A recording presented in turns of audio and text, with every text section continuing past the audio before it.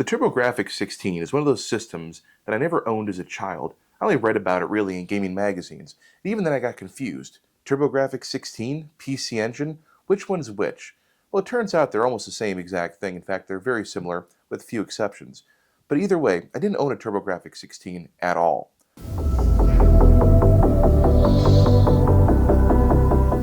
There's a whole bunch of great games stuck in the system, including Airzong and Bonk, but I really wanted to get into it and play them, but I really didn't have the system, nor was I interested in buying one. And on top of that, I really didn't know what to buy. See, there's add-ons and variations of this system that I'm just not familiar with. Either way, I was gifted very generously by my friend in New York's Crossface Gaming, this TurboGrafx 16 right here. One day I got home and sitting outside was a package with this TurboGrafx inside, along with Keith Courage, complete in box, and a pinball game. It was a very generous thing of him to do, and I appreciate it to this day. I've used it a lot in Game Club, and I especially use it a lot in game nights. It's also one of my favorite systems just to pop down here, turn on and play for an hour or so, just to enjoy some of those classics. I was very excited when Hyperkin reached out to me and said, "Hey, we have a new product coming out soon that we think you'll be interested in." And of course I responded with, "Oh, well, let's see what it is." That's when they sent me this right here. This is their RetroN GX. Now, it's been announced for a long time, but it's finally making its way to store shelves sometime in the end of May. I'm really excited to open this up, get it set up, and test it out to see how it works. It is a modern take on this TurboGrafx 16. It includes 720p and 1080p output for video. It also has the ability to save games, rewind games, all kinds of fun stuff that just doesn't exist with the original TurboGrafx 16. I'm also excited to bring it to school for Game Club, and now we'll have a permanent installation of a TurboGrafx at the Video Game Club, thanks to my friends at Hyperkin. A quick note here, I didn't get paid to make this video. They sent this along free of charge as a review unit, so I did get this for free from the company, and that's, I guess, the disclosure. Now that we have the RetroN GX in front of us here, let's get to unboxing it and see what comes inside. Alright, so before we unbox it, you can see the front. It's for TurboGrafx 16 and PC Engine. More on that a little bit later. It has quick save, save states, load states, and rewind. That's the exciting part to me, and the fact that it outputs in 720p or 1080p. Pop it open and it says, "Let's Game, 1987 Reborn." So, oh, that's adorable. Look at that. That is precious. What a neat looking little console there, and it feels actually pretty heavy. I'm surprised there's a fair amount of weight to it. I don't know exactly what's inside of it, and I don't intend to open it up. But yeah, there you go. We have our two controller ports in the front, 1 and 2. We have 2 USB ports. Now those are for controllers, and I talked to Hyperkin. They said pretty much any USB controller that follows a standard protocol will work with this system here. This is our HuCard slot right here, or our HuCard slot. No idea how to pronounce it. And then we have our power button there, so we can tell it's on when it's all the way over. Let's turn it around here real quick. We can see the HDMI port. We have a, this looks like a micro SD card here. We have the power, looks like USB Type-C. Thank God, that'll make everything easy down here. And we have you can switch between 4:3 aspect ratio or 16:9. We'll test both those out when we get this thing hooked up to the TV. Let's see what else we got in here. We have a Hyperkin sticker. We have some support and some other exclusive offers, things like that here. Let's keep going with this. And we have our Hyperkin, and this is a controller for the TurboGrafx 16, obviously. I don't understand much about this controller. It has these adjusters up here. I think it's some kind of built-in turbo. And there's sort of a start button. You have a run button. So that's always been a little bit different for me, but we have the standard plug there. Now, this will allow you to use Japanese controllers. However, you have to have a controller adapter. I know that's a big point of contention for a lot of people out there. And yeah, it's kind of silly. Now, the reason why we like these Hyperkin ones is because they have a pretty darn long cord on them. The original ones, I was told, for the TurboGrafx don't have long cords, whereas this will stretch. Now, is this as ideal as a wireless controller? No, I'd love a wireless controller, I really would. But this will be just fine for what we're doing. So we got the controller there, and it pretty much matches. It's, yeah, almost the same exact thing as the previous Hyperkin controller, so that's pretty cool. Let's keep going. We have one more little box in here, and it's probably nothing important. Probably the last thing here is it feels like USB. Let's see what we got going on. Oh, good. We have an included HDMI cable. That was nice of them. Okay. Little power brick here. And, of course, we have our USB cable. Okay.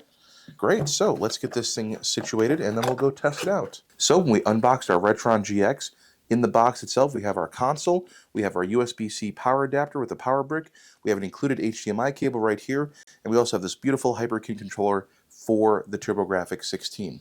Now, I think it's time for us to get this thing hooked up to the TV and see exactly what it looks like and how it plays. Now, the TurboGrafx 16 uses this interesting technology called a HuCard. At least that's how I'm pronouncing it. Someone said it was HuCard or maybe HeCard. I don't know. Either way, it's a real simple thing. You have contacts over here, much like a cartridge does. You simply slide it in, push, and you're done. Taking it back out, just pull it right back out. Of course, you don't want to do that while the system's on, but that's just how it works. It's a very simple process. Now, what's interesting to me is that Japanese games also came on these HuCards. And I have one right here. This is Gradius. It's a space shooter game. Everyone loves those. I love those. And the odd thing is, there's physically nothing different about these. In fact, even the warnings are about the same. They have the English warnings in the back of the Japanese game. It's a kind of a bizarre thing. So there's no physical differences that I can tell at all between the games. But the weird thing about the TurboGrafx 16, this original unit here, is that it is region locked, meaning you can't play Japanese or European games on it. I'm not sure why they do that if it was the same technology. But then again, a lot of things were region locked for a long time. The good news about this from Hyperkin is that you can use Japanese games on the RetroN GX. So we'll test that out and make sure it works, but again, no problem. Same exact dimensions. Now let's finally get up, test this thing out, and have some fun with Gradius and the best game ever made, Keith Courage. Alright, so instead of actually tearing apart my game room and making a mess of things, I'm going to just go ahead and steal the HDMI and the USB-C from the switch right here. Alright, so our RetroN GX is all hooked up. We have HDMI, we have power, we have our controller plugged in, and we put our game Keith Courage in. The nice thing is when you turn this on, you actually get a light to indicate it's on. The original TurboGrafx did not have that, at least not that I could see. Let's pop over the input and see what it looks like. Okay, we're in business. Wow, that looks beautiful.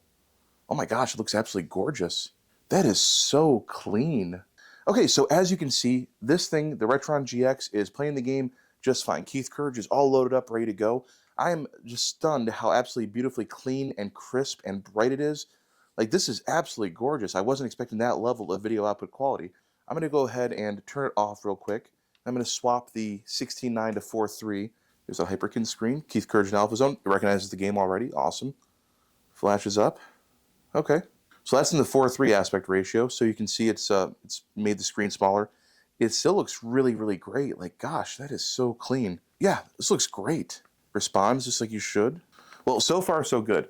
The game looks great. It plays great. I'll probably actually end up playing this a lot more later. So you saw the RetroN GX just play a regular American game there.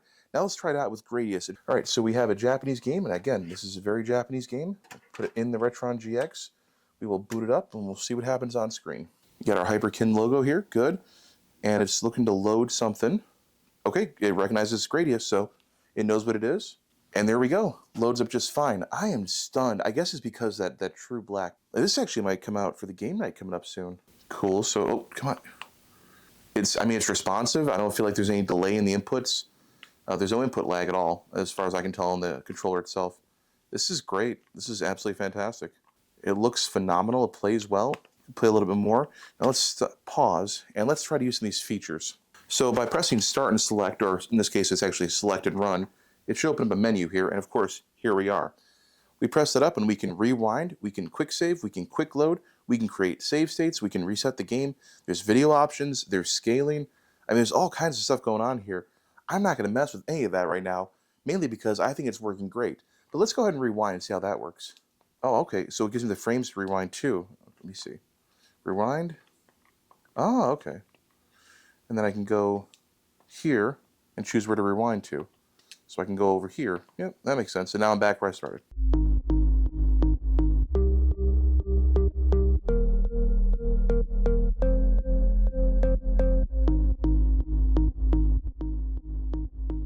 Oh, man.